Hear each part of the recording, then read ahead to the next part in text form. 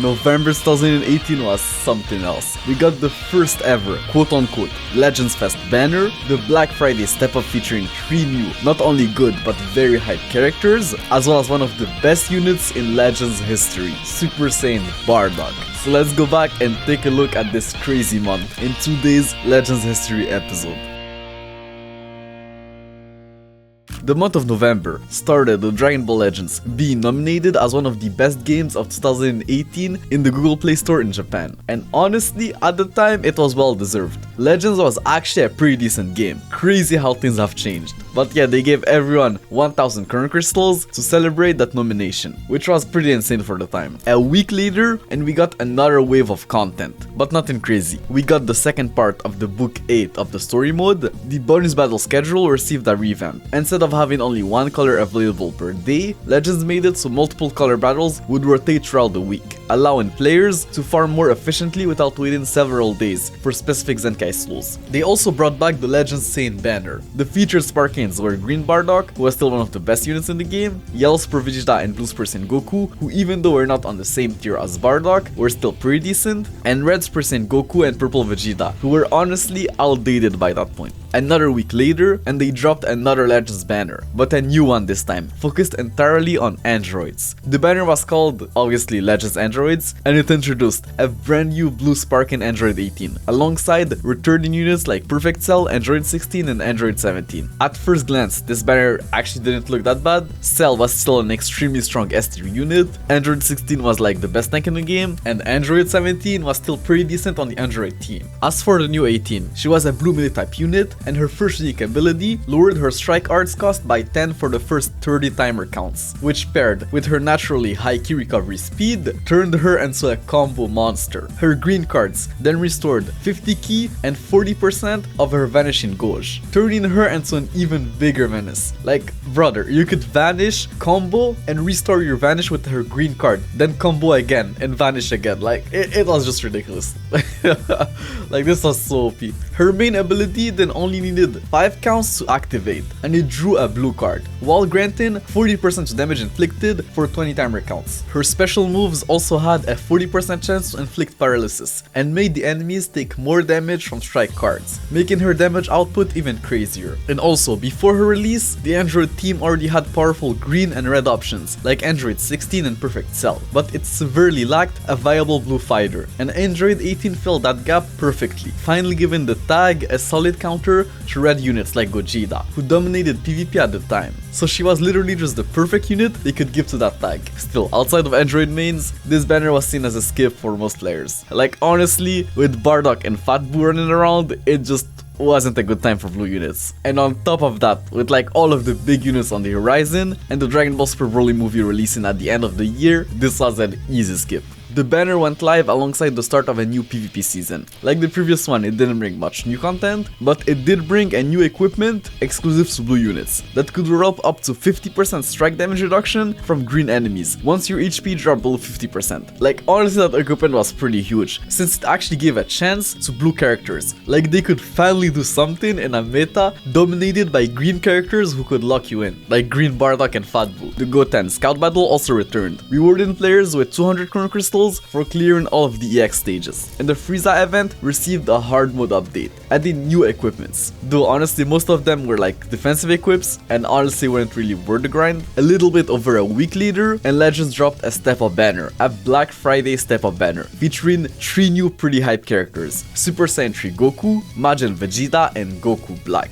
Back then, this was by far the most hype banner the game had ever seen. The step-up format was amazing. This was for sure the best banner format, and it dropped with actual good and hype characters this time. Super Saiyan 3 Goku was a red melee type unit, and every few timer counts he gained extra buffs. Damage increase at 50 counts, key recovery at 30 counts, and strike damage at 40 counts. And his unique ability gave him 40% strike damage against regeneration tag units, making him a direct counter to the dominant regeneration team. His ultimate move had a 25% chance to feint the enemy, and his blue cards inflicted strike damage debuffs, making him one of the most dangerous melee type unit in the game. Then you had Majin Vegeta, another melee type unit. His main ability let you draw his final explosion, and let me tell you, you, that tin was broken. And that's because unlike the other self-destruct abilities the game had at the time, this one's damage wasn't based on your current health. Meaning you could pop it at the last second when you were low on HP and it would still do a ridiculous amount of damage. And the tin was also pretty much unstoppable. Like imagine Vegeta had blast and strike armor while charging up his final explosion. And not only did it nuke the enemy, it also nuked his bench units. Like just absolute craziness. His blue cards also buffed his self-destruct ability, and his green cards reduced the activation cost of his final explosion, which honestly was pretty long, so this was definitely very good. His first unique ability then buffed his damage every time he entered the battlefield, while also applying a 30% damage debuff to his allies, so it was balanced in a way. And his unique ability buffed his ki recovery by 50% for 15 timer counts every time he faced a Goku enemy, which was pretty good with the release of the new Super Saiyan Goku. And finally, Goku Black, he was a yellow type range unit. His main ability changed depending on his HP. If he was above 50% HP, he gained 50% damage. If he was below, he healed and got 35% damage. His unique abilities boosted his blast damage against Saiyan and Hybrid Saiyan's units, and as a whole he got stronger as battles dragged on, as he gained additional blast damage each time he defeated an enemy. And his green card just got better and better buffs as time went on. Like after 25 timer counts, his green cards were giving him 20% blast damage, 30% Vanishing Gauge recovery speed, and 25% to his ki recovery speed. Like this was just insane. On release, he was one of the best design range units in the game, and quickly became a staple on future and God Key teams. Like that guy was just cracked. Honestly, the hype was just something else for this banner, and the cells too, as far as I remember. Like coming from Dokkan, those Dragon Ball Legends cells were just so much better at the time.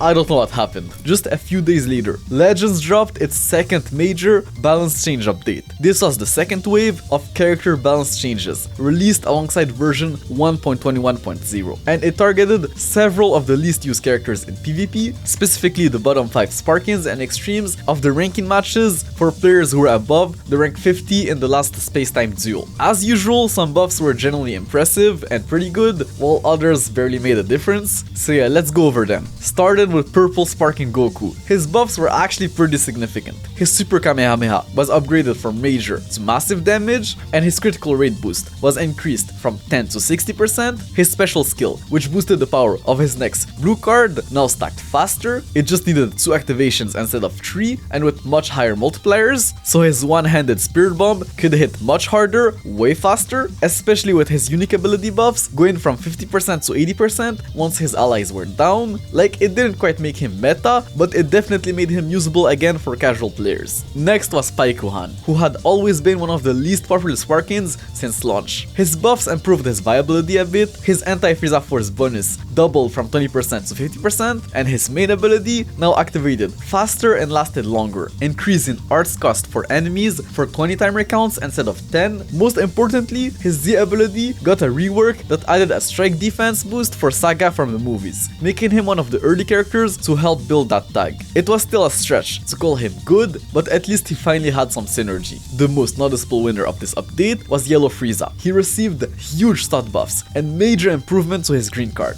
which could now reach long range, making it one of the most annoying green cards in the game. His anti-Saiyan strike damage also doubled to 40%, and his ultimate attack got upgraded to massive damage with an added lineage of evil team buff, giving 20% strike damage to allies for 15 timer counts. These changes actually made him scary again, especially with how dominant Saiyans were in PvP at the time. Cooler also received a ton of upgrades. His green card's cost was reduced from 35 to 20, a massive improvement. His special move now applied a 25% blast damage debuff, and his Z ability started buffing both attack and defense for the Saga from the movies tag. His special move power up timer was also extended to 35 counts instead of 20, and his main ability could now activate much earlier. Overall, Cooler went from borderline unusable to actually pretty solid, especially on a movie Saga team, a tag that had a lot of potential with the Dragon Ball Super Broly movie in December. Then came Captain Ginyu, who probably got one of the most interesting buffs. His stats improved, his green card range was increased, and his Z ability began supporting both Ginyu Force and Frieza Force tag units, which was huge for synergy. On top of that, his abilities gained longer timers, and his purple skill, Body Change, now also reduced the enemy's ki recovery by 85% on hit,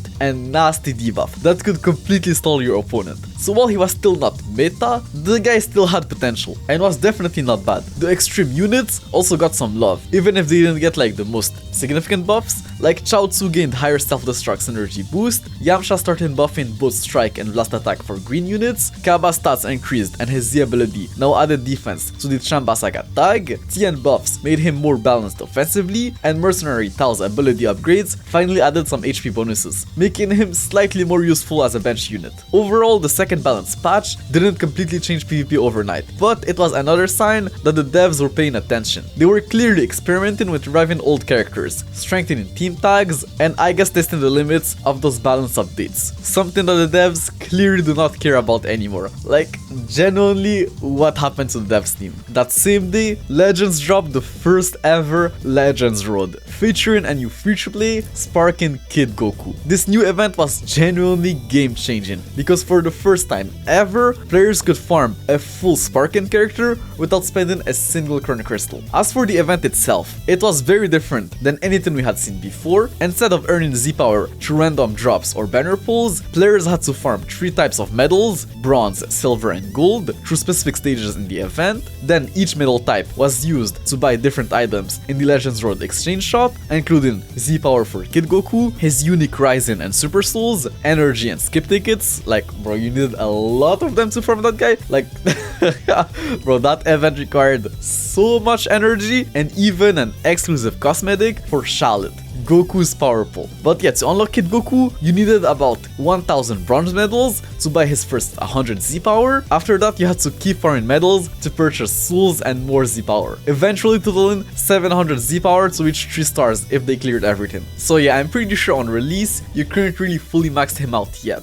And as far as I remember, the most efficient route to farm that guy was to spend your first bronze medals on energy tickets before anything else. That way you could like keep farming without wasting Chrono Crystals on energy refills, like obviously. This was literally the strat. This new Legends Road also introduced new equipments. The first one boosted strike and blast attack by 15% and gave an additional 1 to 7% strike damage per yellow battle member, which was pretty good. Another one boosted special move and ultimate move damage by 15% and Vanishing Ghost recovery speed. And one offered strike defense, health, and blast defense bonuses per yellow unit on the team. Like, all of those equips were just geared toward yellow units, and to make them even stronger. Kid Goku himself was actually a pretty solid free unit for a time. Alongside the event, they also dropped a new banner, featuring the recently buffed Final Form Frieza, Paikuhan, Demon King Piccolo, Kid Trunks, and Heart Virus Goku. Before the balance patch, this would have been like a terrible banner, but now it was actually, honestly, not that bad. They also dropped, that same day, several other smaller updates. The main story got extended with the second part of the Book 3 of the Horn mode, which wasn't anything too exciting, but I guess it was like another source of Chrono Crystals, so that was good. Like, the real interesting thing here was the new tags they added to the game. They officially introduced the Future, Minion, and Lineage of Evil tags. The Future tag was huge, since it finally gave Goku Black proper team synergy for his Z ability. The Minion tag grouped characters like Cell Juniors and Cybermans together for the first time, and the Lineage of Evil tag connected all versions of Frieza, Cooler, and other family members, setting everything up for the future release of like Lord Chill, who was actually already being teased at the time. Alongside this, they dropped a new Scout battle featuring Third Form Frieza, giving players another 200 Chrono Crystals and a way to farm his Z-Power. PvP also received a new season with a special Frieza themed equipment as the main reward, given 20% blast attack, strike defense, and special move damage. Like, honestly, strike defense wasn't the best defensive stat, but it still made this piece extremely popular for blue units that needed survivability. The month ended with the 7th Ultra Space Time Summon banner, featuring a new Super Saiyan Bardock, Lord Chill, and Super Saiyan 2 Goku. The main star of the banner was obviously Blue Super Saiyan Bardock, who instantly became one of the most impactful characters in Legends history. His entire kit revolved around Super Saiyan synergy, introducing a mechanic that would go on to define PvP for months, if not years honestly. Like, his support type buff was just insane. He granted every allied Super Saiyan 20% damage, 30% crit rate, and 70% crit damage. A buff that was actually bugged on tap attacks. It was actually 700% crit damage and not 70. It was just insane. You could literally like tap attack people to death with that. Like, it was just crazy. So yeah, with Bardock support, units like Super Gogeta were just doing so much more damage. It was crazy. Like, sure, the Holy Trinity wasn't quite there yet, since it was missing Purple Broly, but bro, honestly, just Gogeta and Bardock were already like a pretty nasty combo at the time. And Purple Super Saiyan Gotenks was still pretty insane too. and as Super Saiyan. So you could run him with Bardock and Gogeta, and you had like the first version of the Holy Trinity right there. Gotenks dominated the early game, Gogeta dominated the late game, and Bardock was there in the middle, just supporting everyone like crazy. And bro, Bardock himself wasn't just like a support. His own stats were pretty solid at the time, and his main ability increased his card draw speed and gave him his ultimate arts card that restored ki while also doing some decent damage. And his blue cards also applied bleed and reduced the enemy's card draw speed. Like those were actually some pretty decent debuffs for the time. Then came Lord Chilled, who was the first Lineage of Evil super type unit. He was designed to counter the new wave of Super Saiyans, and his kit reflected that perfectly. When defeated, Chill reduced all damage received from Super Saiyans by 80% for 15 timer counts, which was just like, honestly, this was just disgusting.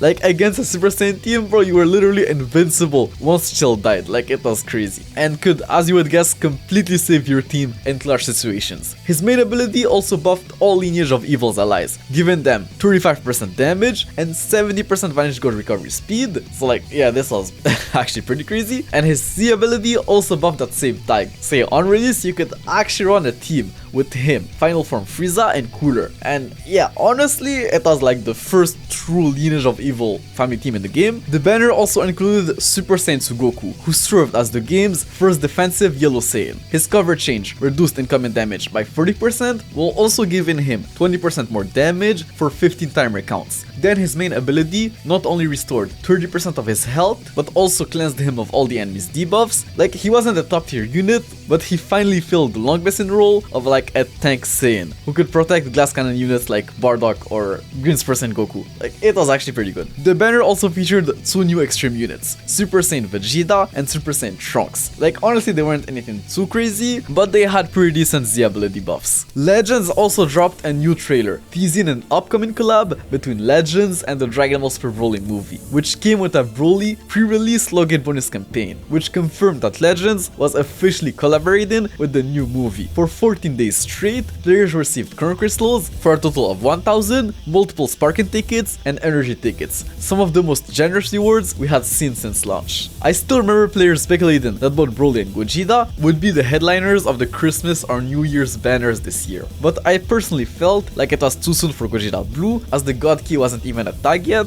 and 2 Gogetas in the span of 2 months would have been maybe a little bit too much. Bro, where was my God Vegito? But yeah, this is it for today's video. In the next episode, we'll take a look at probably one of Legends' craziest months. Like, we had the birth of the Holy Trinity with Broly's arrival, the first quote-unquote Legends limited character, and some pretty crazy banners. But until then, take care, peace.